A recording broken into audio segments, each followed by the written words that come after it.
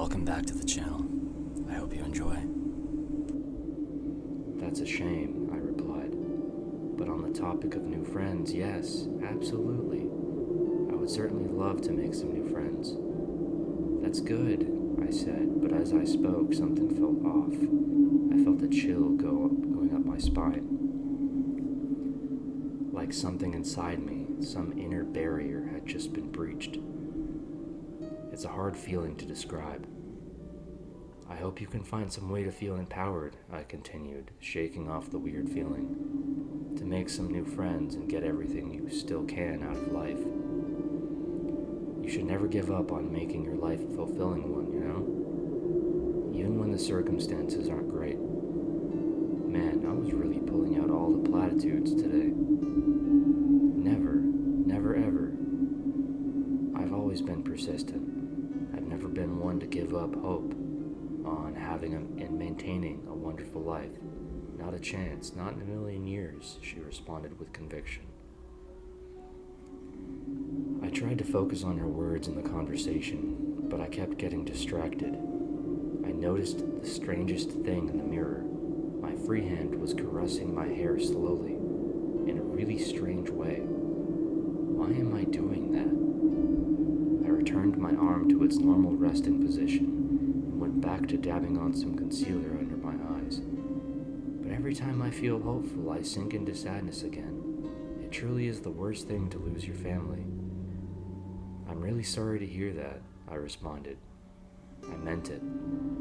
It was a brutal accident. We were all in the car.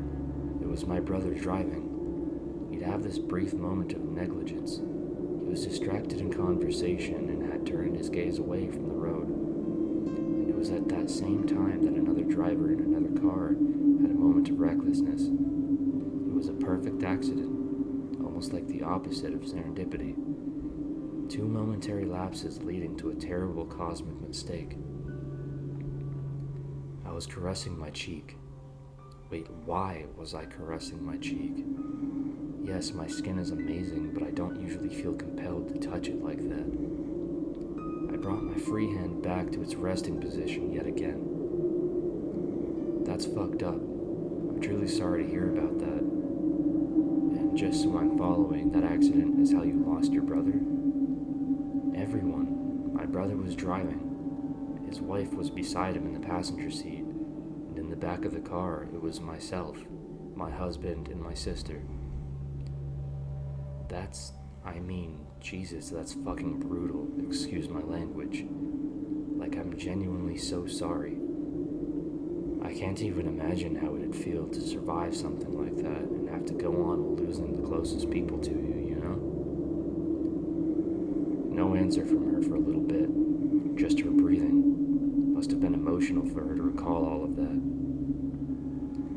I could sense that we were probably going a bit too deep, and at this point I was ready to wind things down. I wasn't even sure if this conversation was going to do any good for her anyways, and so I started thinking about ways I could wrap up the civic duty I had undertaken. It's a void, she said. Yeah, I totally get that, like we probably don't want to get into it too much, but I've lost people close to me too, and it definitely feels like it's a hole in your... Where you end up when it all ends is a void. It's not at all what people said it would be. What? Also, my involuntary movements were really starting to wig me out now. I almost felt like I was suffering from a concussion or something. One moment I was standing up straight, swiping on some lipstick. The next I was leaning over the sink with my face nearly pressed against the mirror, staring deep into my own eyes. It was time to end the call. I'm really sorry to hear that, and I feel terrible about everything you've had to go through.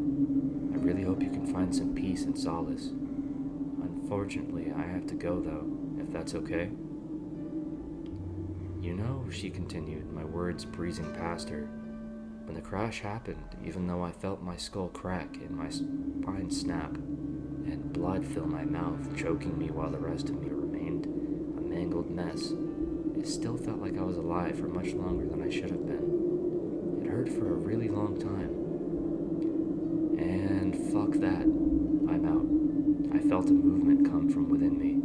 I was pushing my hair back, but I wasn't doing it. But then I thought, when I finally crossed over, that I'd be connected with everyone again.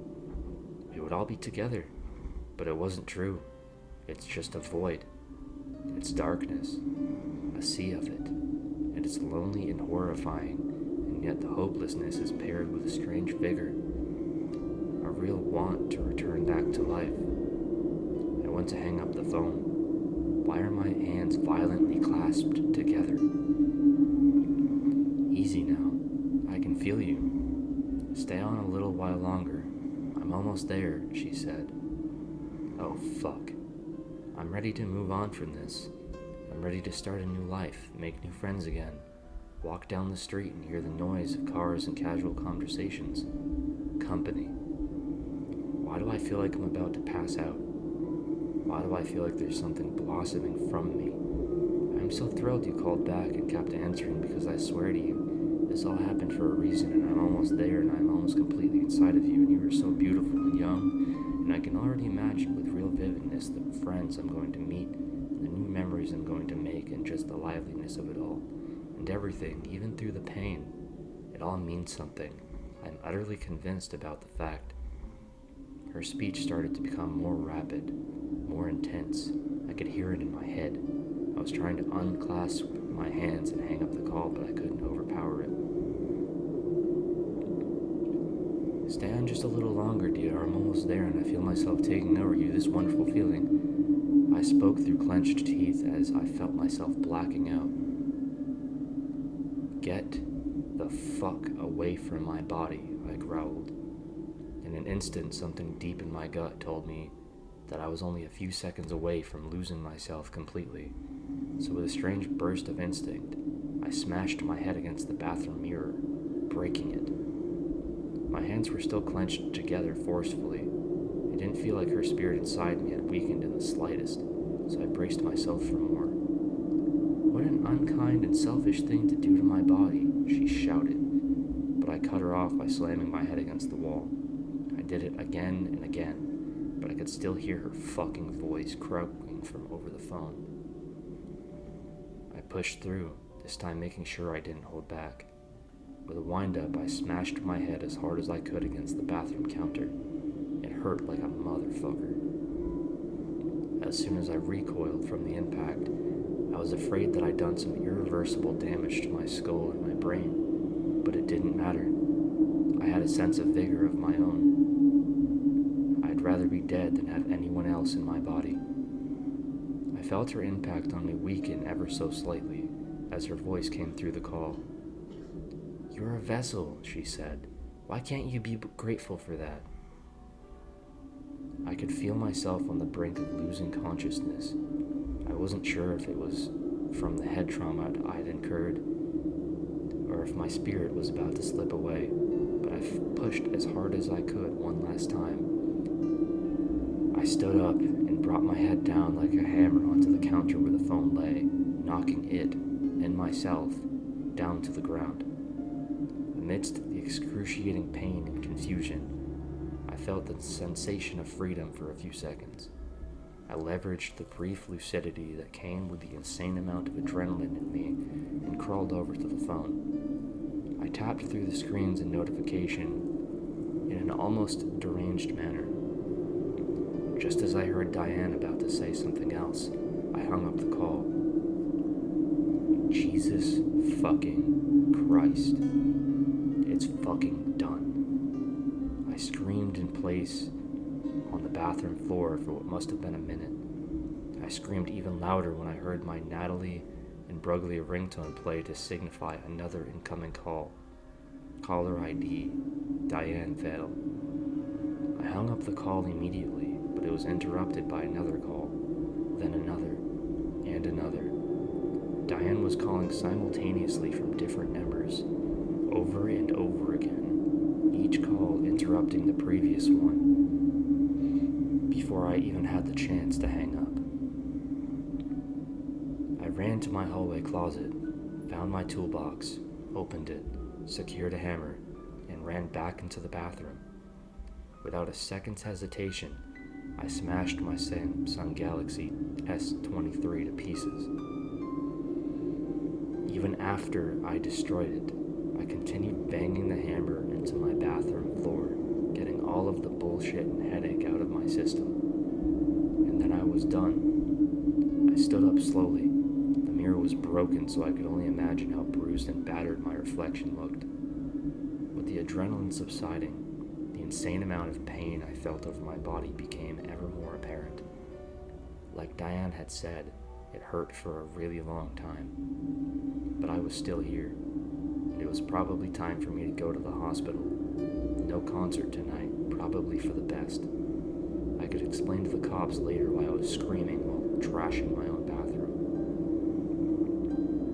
It took me a while to feel comfortable getting a new phone. I still remember the puking sensation I felt months ago when I saw her name pop up again on caller ID. I blocked it, which is why what I did with every other number permutation she used to call me as the months continued. The skin-crawling sensation every time she tried to reach me was always the same. But thankfully, as time passed, her calls started becoming fewer and farther between. Maybe she was starting to make peace with the void. Or alternatively, she was using that spare time to finally learn how to text from the great beyond. I got my first texts from her a few weeks back. You were so unbelievably selfish. To string me along, give me false hope, and then back out at the last moment. I have a silent prayer that I'm holding deep in my heart, that when you do pass, you'll be in the same void I am. I'll have an eternity to inflict on you what I dream about in every waking moment. Diane. Not even an XOX or a talk to you later. She needs to brush up on her texting etiquette. At the time, I laughed and thought it was stupid.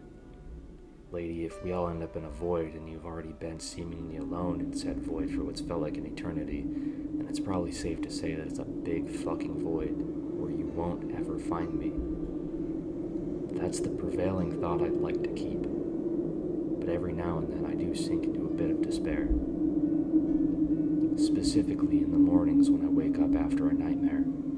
All of my nightmares nowadays seem to take on the same tone.